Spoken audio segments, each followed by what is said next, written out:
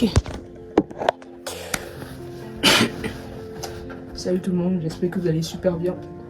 Depuis ce matin, j'ai pas eu le temps de... Où est-ce que j'ai mis mon téléphone?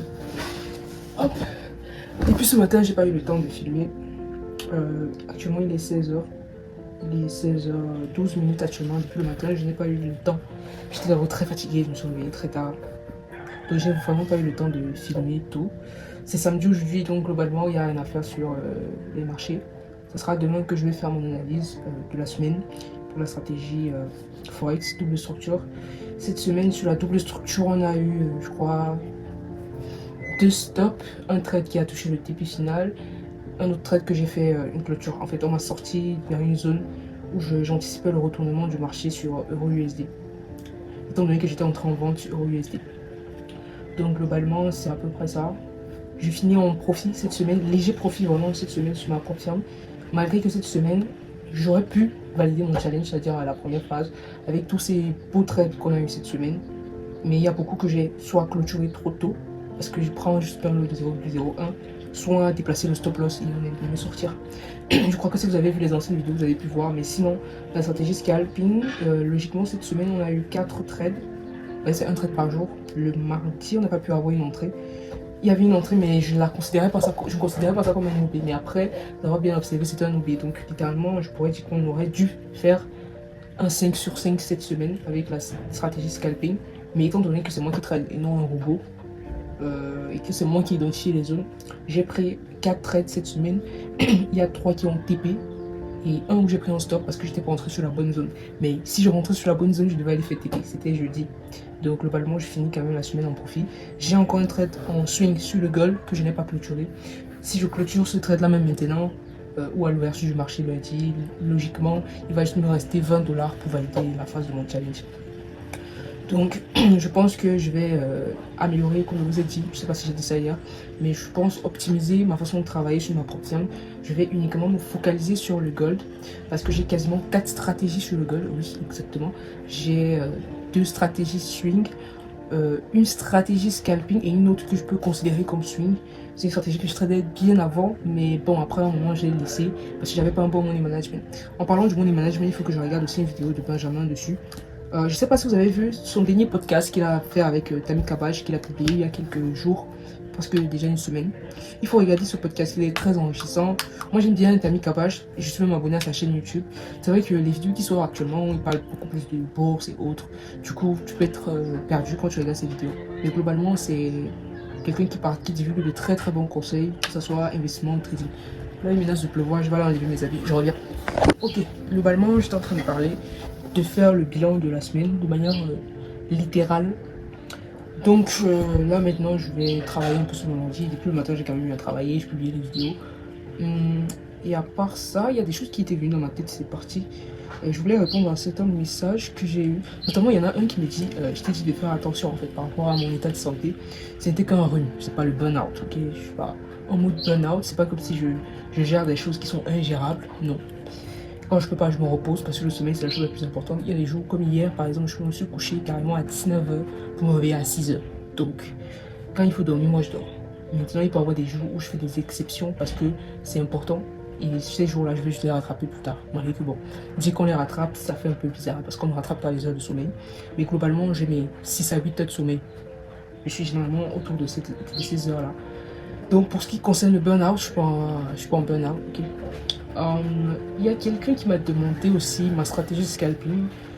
Globalement, je vous présente une stratégie que moi je suis encore en train de tester. C'est vrai que je traite déjà ça en propre firme, mais c'est pas quelque chose que moi je vais donner à quelqu'un de travailler. C'est pas quelque chose que je vais donner à quelqu'un de travailler. Sinon, la stratégie n'a rien de compliqué. Et déjà, on dit souvent que quand tu trouves une stratégie de scalping, tu te dois de la garder pour toi. Je sais pas pourquoi on dit ça. Littéralement, je sais pas. Mais ma façon de trader ces stratégies, quelqu'un peut aller la tester, ça marche pas. Ça marche pas parce que quand j'ai une stratégie, ça veut pas dire que ça va marcher pour toi. Jamais. Donc, ma stratégie de scalping, pour l'instant, je ne peux pas encore vous dire qu'elle est fiable. Je n'ai pas de data pour vous dire que bon, cette stratégie, c'est une très bonne stratégie, etc., etc. Déjà que je tâtonne même parfois sur le target final. Donc, c'est pas encore vraiment structuré. Ok, bon, en dehors de ça, je sais pas si j'ai encore eu d'autres questions sur YouTube.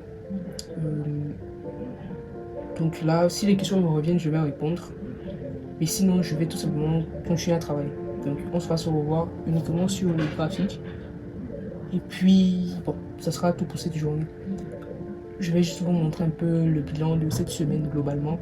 Et aussi vous montrer comment est-ce que j'ai optimisé ma stratégie. Et je compte acheter un compte challenge. Maintenant, je suis un peu... Je ne me suis pas encore décidé si ce compte-là va être réservé pour le scalp 100% sur le gold. C'est-à-dire, je vais scalper sur ce compte-là.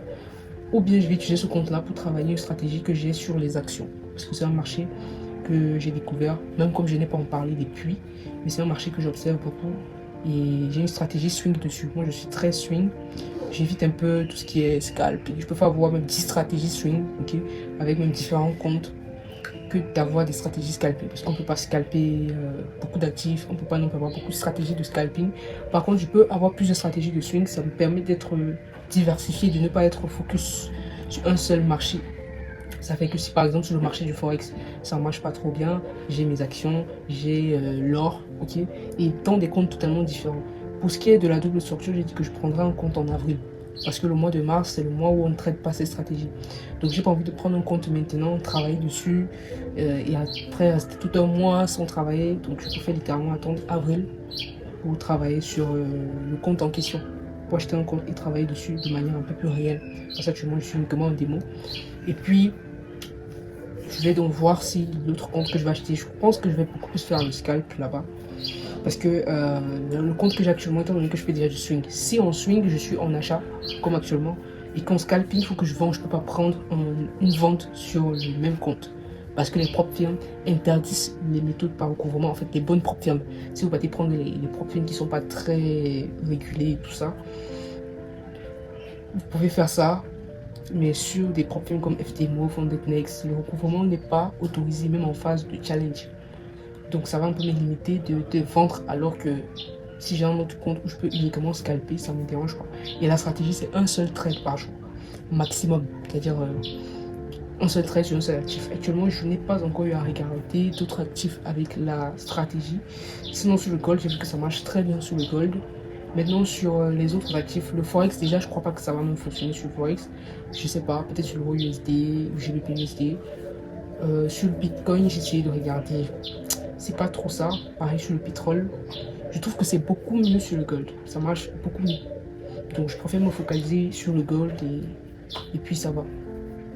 Avoir un seul actif sur lequel scalper, c'est beaucoup mieux que d'avoir deux. Je suis beaucoup plus focus. Et en plus qu'il y aura des jours où je vais scalper, je serai même pas à la maison. Donc je n'aurai pas mon ordi devant moi. Donc globalement, c'est un peu ça, le plan de la semaine prochaine.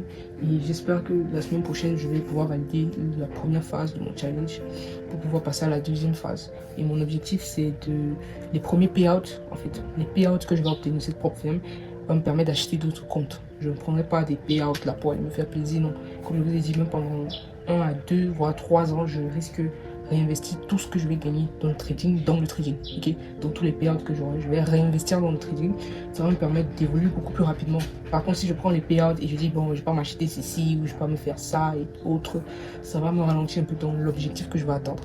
Et actuellement, je n'ai pas envie de sortir peut-être 500 dollars ou 600 ou 700, je sais pas moi, ou 1000 dollars pour acheter un compte peut-être de 100 000 ou de 500 000 dollars sur une propre firme. Je préfère utiliser l'argent que j'obtiens des payouts pour m'acheter des comptes beaucoup plus gros. Déjà que par propre firme, généralement, le maximum, c'est souvent 500 000 dollars en termes de financement que tu peux avoir, je crois bien. Oui, je pense. Donc, il y a 3 propres firmes sur lesquelles je vais travailler. Il y aura FoundedNext, il y aura FTMO, il y aura FoundedPips. Maintenant, le problème avec ces propres firmes, c'est que tu ne peux qu'avoir un seul compte. Avec ce que dit un seul compte, c'est un seul compte sur la plateforme, pas un seul compte de trading. Parce que après, pour recevoir des payouts, il faut que tu fasses ton KYC. Donc, si déjà tu avais ouvert un autre compte où tu avais fait déjà un KYC et que tu viens faire un autre KYC avec la même carte d'identité ou le même passeport, on va rejeter. Donc, il y en a d'autres que ce qu'ils font, c'est que soit ils prennent les cartes d'identité de leur famille, c'est-à-dire ça peut être ton soeur, même ton soeur, et Seigneur, ta soeur ou ton frère ou ton cousin ou peut-être ton père ou ta mère, pour faire un nouveau KYC en mettant leurs informations. Ça peut aussi passer. Mais c'est un peu comme avec les brokers. Quand tu as déjà créé un compte avec ton broker, tu as déjà fait la vérification avec ta carte d'identité. Si tu peux encore ouvrir un autre compte et tu fais la vérification avec ta même carte d'identité, on va refuser. Donc globalement, ce que je pourrais potentiellement faire pour avoir plus de financement, ça serait globalement, je dis bien globalement, de peut-être valider les cas C avec d'autres identités des membres de ma famille. Mais bon, on n'est pas encore à ce niveau-là. Et le but, c'est de pouvoir construire son propre capital. C'est tout ce qui compte donc. Ce qui est sûr, quand je vais atteindre un certain montant, les payouts que je vais commencer à avoir, je vais prendre une partie pour créer mon propre fonds, c'est-à-dire mon propre capital, en fonds propre, sur un broker sur lequel je vais pouvoir trader et globalement faire progresser, retirer de l'argent, etc. Bref, c'est un truc quand même sur le long terme.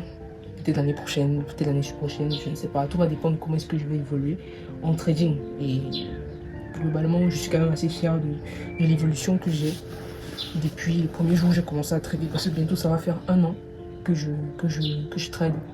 Bientôt. 1 an, ça va d'ici février. On est actuellement le 24 janvier, au moment où je tourne la vidéo. Donc d'ici février, mi-février, ça fera quasiment 1 an. 1 an plein que je fais du trading. Et puis bon, j'espère que cette année sera bien meilleure que l'année passée. C'est tout ce que j'espère. Bon, là maintenant je vais travailler, trêve de bavardage, parce que depuis le matin, c'est assez compliqué, je suis quand même fatigué. Quand je dis fatigué, c'est la fatigue de la semaine. J'ai aussi les copies à corriger, à remplir dans les bandeaux et à remettre mardi. Je vais les corriger peut-être demain ou lundi, vu que j'ai cours mardi.